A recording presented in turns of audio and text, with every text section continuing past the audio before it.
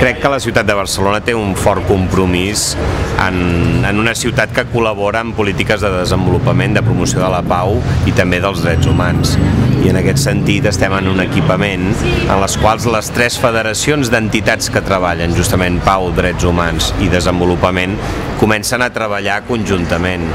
I ells expressen que, a més, a partir del treball conjunt en un edifici compartit hi ha una dinàmica de treball comú que em sembla important i rellevant, a partir del qual es desenvolupen molts projectes que estan acordats també amb l'Ajuntament a partir del pla director del desenvolupament.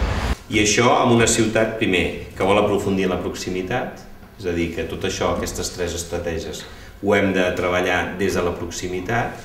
i després amb una ciutat que diem que està, com sempre, jo crec que ha estat bastant compromesa en allò que ens passa més enllà d'aquesta ciutat, que per tant està compromesa,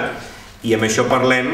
de 3 temes. Sostenibilitat, o sigui, la nostra contribució com a ciutat a un tema que és planetari però que des de les ciutats hi hem d'aportar el nostre,